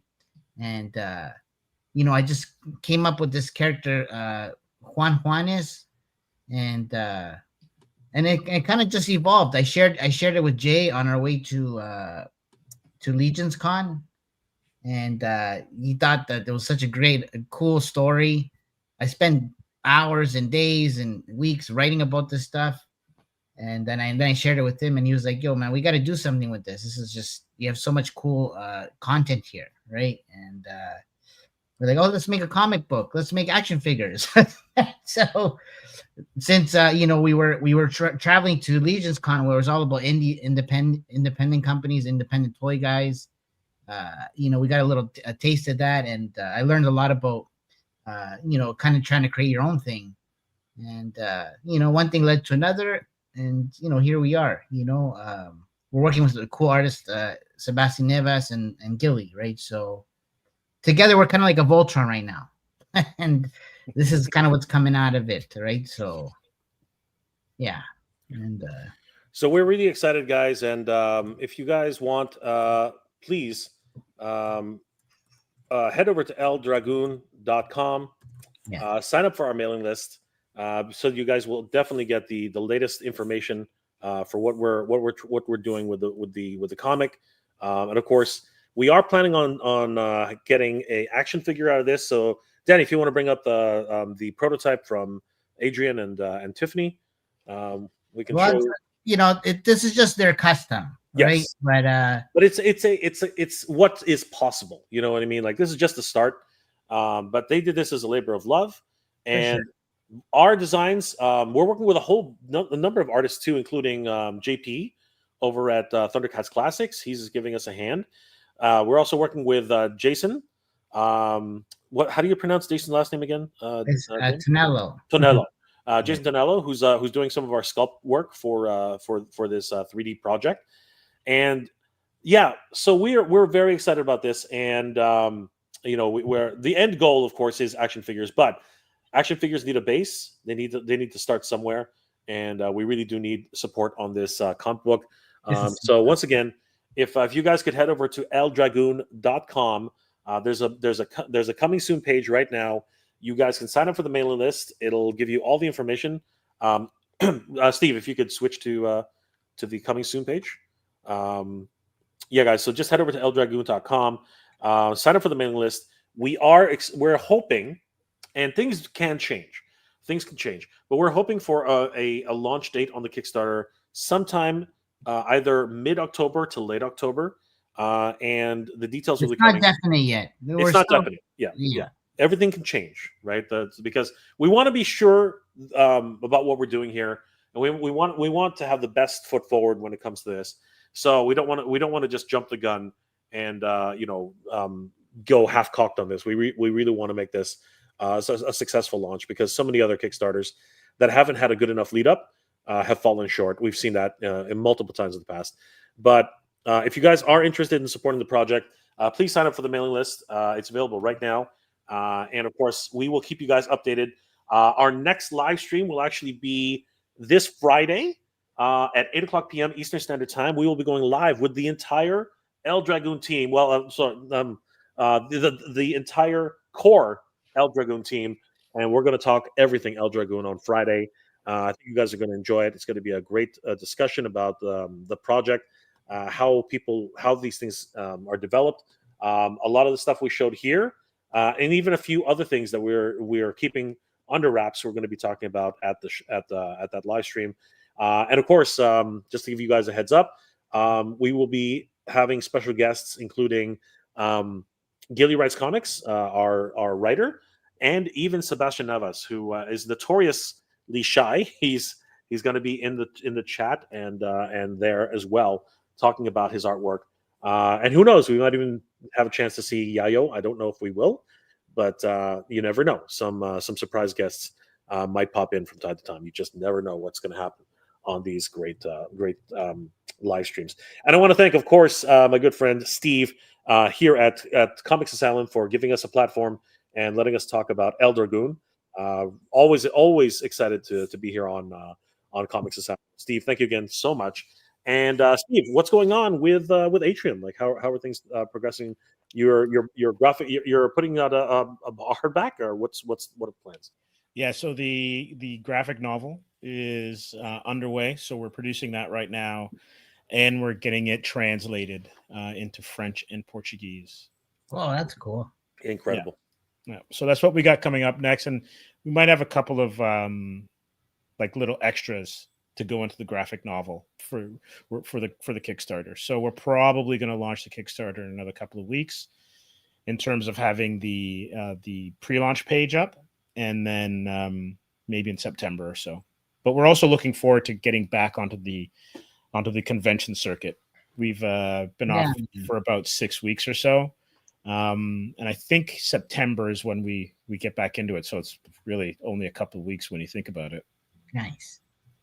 Yeah, I think we'll be in Hamilton and London, and then I think we go back to Niagara for a couple, and then we'll have some in-store signings hopefully as well too. Amazing. Looking forward to it. Nice. Yeah. So Danny, any last thoughts about El Dragoon, or anything you'd like to mention? Just that we're going to be at this weekend at the VonCon, right? Yes. So you can catch us there. We're going to have some 3D prints of.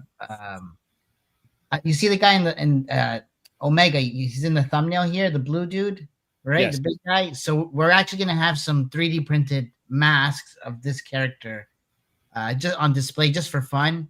But it's something that we're hoping to have one day. Maybe is have people be able to wear the masks and roll and cosplay, right? Yeah, VonCon this weekend. Bret Hart, of course. That's epic, right? That's pretty cool. And it's a 2-day event this year, because we went last year and it was only one. So that's great. Yeah, man. So the cool thing is they're growing, right? Mm-hmm. And that's what you want to see. And they're trying to hit every market here, right? Which is great. They're gonna have a lot of different things going on. Food trucks. I think there's some face painting. There's some cosplay and stuff like that. So, that's gonna be epic for sure. We'll be there both days. Actually, my understanding is the second day. That's when Bret Hart he's doing like Q&A and stuff, right, in a certain room. So we're supposed to actually be in the same room. Nice. As that's going on. So if that happens, that'll be. I definitely got to meet it. I've never met him. I met him, and there you go. So that's one of the. Oh, check this out. Well done. Definitely a big fit, right? But the idea there was to show how big the characters would be in real life, right? At least that character, Omega. There's kind of like there's we call them the demonical twins, which is Alpha and Omega, and they kind of wear these masks to hide their features. Very cool. Yeah, we are very excited. We have actually two. We actually have two of them, and we did bring these to San Diego. They were on display. They were there for the entire panel. Yeah, they were there. I saw them at the panel. They were on the table next to the mics. Yeah, you got it. They were cool. These were actually designed and printed by Jason. Sorry, how do you spell his name? Pronounce his name again? Tonello. I want to say Tonas, but Tonello. Yeah, sorry, Jason Tonello. I keep mispronouncing his name, but yes, these are incredible. Now these are just sculpts. They haven't been completely finished yet. They're not real masks you wear. We actually are talking to a good friend of the channel, Mario, who's actually in the chat last we saw, and he's looking into some options for us. So yeah, we're very very excited about these, because again, we're doing a lot of world building now, so things are starting to take shape. Excellent. Dave wants to make sure the mask doesn't get stuck, Jay. Don't worry, it'll work its way up. Amazing. I won't go too crazy. This was an awesome show. Real quick, guys. There's another thing that was going on. Can I just? I'm sorry. Absolutely. I just want to plug them in real quick, because they did feature us as well on. There's like a toy photography contest going on called New Brawl, #New Brawl on Instagram, right? and they actually featured us in their promo. So super appreciate that. Even if I don't know if one of you guys can bring it up or I can bring it up. I'm doing it right now. Okay. Keep talking. Just wanted to show it off real quick. And if you guys are into toy photography, right, you definitely want to enter this contest. All right. And you just take your photo and hashtag new brawl. NU brawl. And you got it. Yeah, there it is. Yep. So we're in there somewhere, but we just got featured, which is cool. We appreciate the team there. A lot of our buddies are on there as well, promoting it. So yeah, looks like people are already entering the contest. If you want to, yeah. So yeah, and if you go to the El Dragoon page, you'll see our post there. Yeah, there it is. Cool. Yeah, man. And Very so cool. yeah, so they have some really cool entries going on right now. I mean, again, That's these awesome. guys are doing some great stuff. Obviously, Fun Picks, one of our good friends, Yeah. has already made an entry. Same thing with Angel Gomez, of course. Angel Gomez has put forward his entry. We also got What's Up Danger. He's doing some cool stuff. Yeah, these are all our buddies. Yeah, everybody's getting into it. So lots of cool new shots. So yeah, guys, if you want, definitely check out the Brawl. Hashtag New Brawl. And we're gonna start seeing some really cool effects, I think, in the next couple of weeks. They're also doing lives here and there, and I think we may end up in some of those lives. Yeah. So just some rules of the road. For the first prize is $150 gift card redeemable at New Trade. Dioramas by Mega City Minis, and details coming soon. So if you win the first prize, you'll get $150, a gift certificate, and a diorama by Mega City Minis, and Noah. And the second prize is $100 plus a Mega City Mini diorama, and the third prize is $50 plus a Mega City Minis diorama. So very, very cool stuff. Of course, we have featured Mega City Minis, Noah's artwork, and designs on the channel before. So yeah, guys, if you are interested, definitely submit your toy photography, hashtag New Brawl, to get entered into the contest. Best of luck to everybody. This is a lot of fun. Thanks, man. Yeah, that's of course, great. We will be at VonCon this weekend, so don't forget about that. And friend of the show, Arnold Trinidad, says, see you guys at VonCon. Bruno and Angelo and the VonCon crew are killing it this year. Yeah, it was a great show. I was surprised because I didn't know what to expect last year. And, you know, the people were great. The organizers put on a great show. And the thing that caught me were like how do I say this? How serious the kids were when it came to selling their cards. Cards are huge, bro. Cards are massive. Not Danny. It wasn't just that the cards were huge. These kids showed up like they were like as the villains in Miami Vice back in the 80s with the attaché cases. And it opens up. And absolutely. And they're serious. Like they stood on business for those cards, man. Yep. It was crazy. I learned a lot. Because they weren't joking around. They were coming in there. We got grown ass men knocking each other out at Costco for Pokemon cards. Come on. Like this is some serious business going on right now. And the kids were not fooling. I guarantee they were not playing, man. Kids don't play. Nah. They had I guarantee you that it was the people under 11 and 12 that had the most lucrative days at that show last year. For sure. So good. Our buddy Arnold there, he actually has an exclusive print at VonCon, and it's of Bret Hart. He's doing it. Looks sick. Anyway, I can't wait to see it. Arnold, that's awesome. Congratulations. Yeah, he's a good friend. He's our brother, man. I love that. Yeah. Arnold is the best. Steve, are you making it to VonCon this year, or are you guys? No, not this year. Not this year. We didn't do it this year. Retired Punch-Out champion. And then Radimus Prime. Pokemon fans are lunatics. They are indeed. They are definitely. But you know what?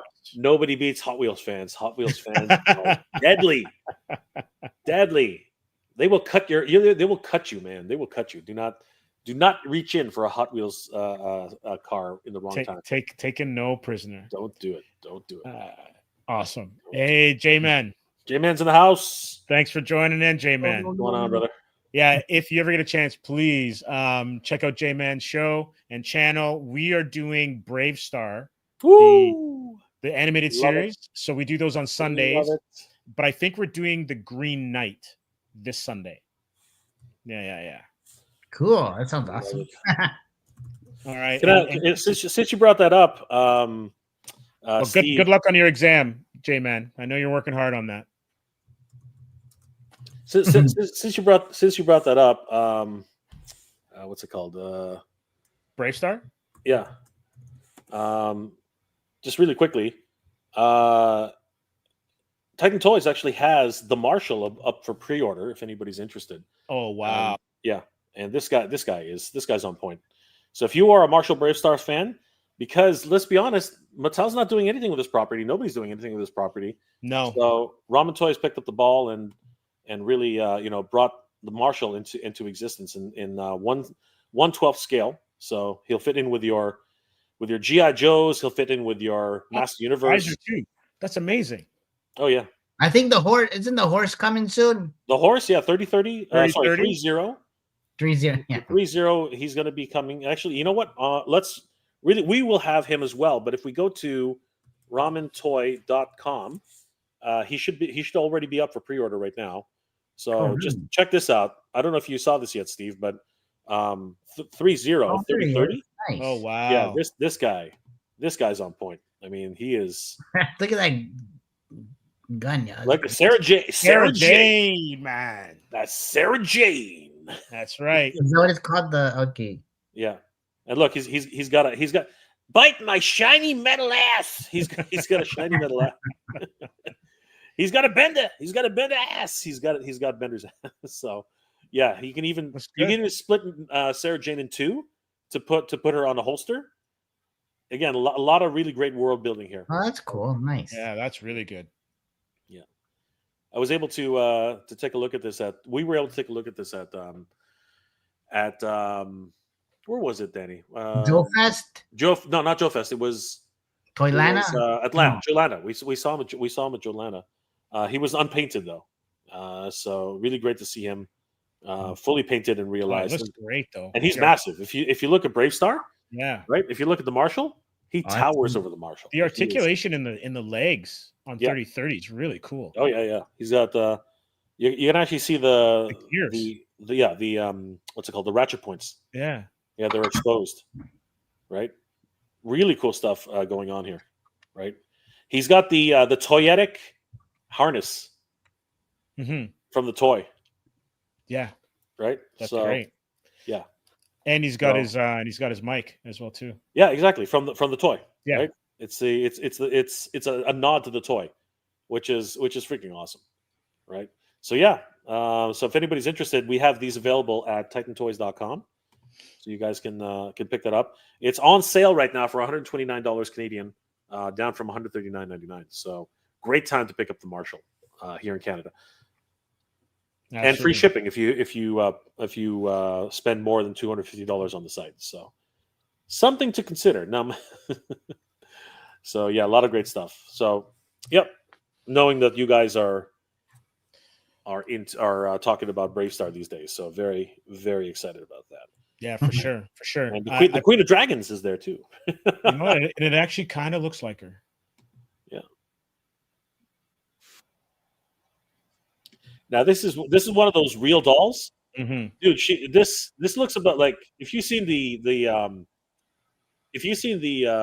Wonder Woman, this one's scary. This is freaking scary. This is a doll. This is an action figure. Yeah, it looks like honestly that close up looks great. Like it looks like her. Yeah, and she's posable too. Like it's an action figure, so you can actually pose her. Khaleesi. Man. Yeah, and available for pre-order. Also available for pre-order on Titan. On Titan Toys. Oh, and anybody who's interested, Mask has made a comeback. And Titan Toys is the official distributor of Mask in Canada. That's great. Yeah. So, really great stuff. All right. All right. Let me get in a couple of the last little bit of comments, and then we will call it a night. Arnold says, thanks, guys. I came here to hear what the latest with El Dragoon and Apocalypse 4. Well, thanks for coming in. And it was a pleasure going over what Danny and Mega J and the crew have going on with El Dragoon. And then also we're able to spotlight a little bit of what Apocalypse 4 is all about with the new OGN that he's got rolling in. I think it's Apocalypse 4 Vagabond. So yes, Hugh Rookwood has got it on point, and we hope to have him on the show in the upcoming weeks, so he can take a deep dive into what he's got in store for everybody. Rodimus says, good thing I'm Transformers G.I. Joe and MOTU, and I got SS86 Megatron and Scavenger arriving tomorrow. Nice. Wow. Well done. That's Excellent. Pretty good.